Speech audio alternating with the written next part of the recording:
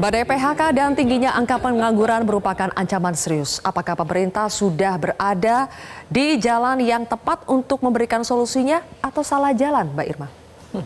Saya kira kami Komisi 9 sudah menyampaikan kepada pemerintah dalam rangka memberikan pemerintah harus memberikan diskresi kepada perusahaan-perusahaan agar PHK tidak berlanjut. Ya, berikan diskresi dan stimulus apapun lakukan untuk membuat perusahaan-perusahaan ini tidak melakukan PHK. Itu yang pertama. Nah, yang kedua, dalam jangka panjang kami sudah menyampaikan juga kepada Kementerian Tenaga Kerja untuk menggunakan BLK yang dimiliki oleh Kementerian Tenaga Kerja maupun kementerian-kementerian lain. Oke.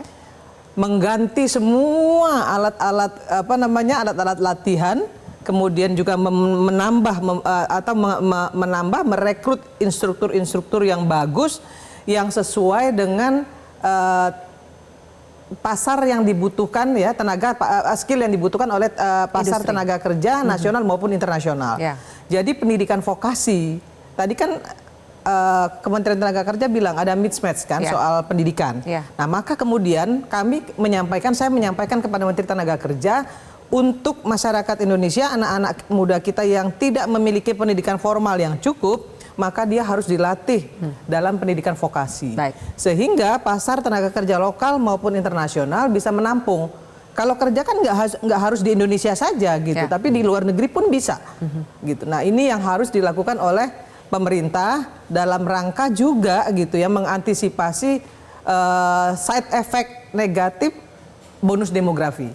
Kan sumber daya manusia kita yang luar biasa ini harusnya bisa dimanfaatkan seperti Filipina memanfaatkan sumber daya manusianya. Iya, karena kalau tidak akan jadi bencana justru. Memang pemerintahnya juga harus fokus. Baik, itu dia fokus catatannya ya. Pak Aloysius, terakhir kita dalam masa sulit, perang dagang, efisiensi, PHK, kemudian juga daya beli masyarakat menurun. Apa solusi yang diharapkan dari pemerintah?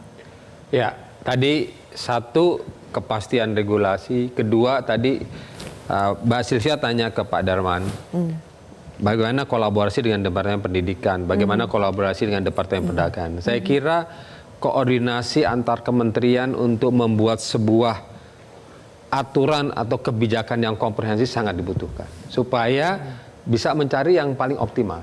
Kami ini pengusaha, Mas Iqbal, di buruh dan seterusnya, itu peranan pemerintah itu sangat penting karena regulator, ya? Regulasi dan segala macam. Kita mana berani sih lawan-lawan regulasi dan seterusnya. Tapi kembali koordinasi itu perlu ditingkatkan sehingga polisinya melihat secara komprehensif dan menyeluruh.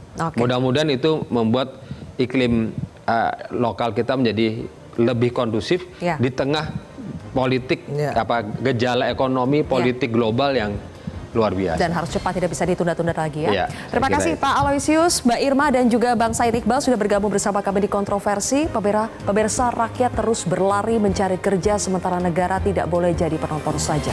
Pemerintah wajib hadir dengan aksi nyata, bukan sekedar retorika. Inilah akhir dari Kontroversi. Saya Zylvia Iskandar pamit undur diri. Sampai jumpa. Jelajahi cara baru mendapatkan informasi. Download Metro TV Extend sekarang.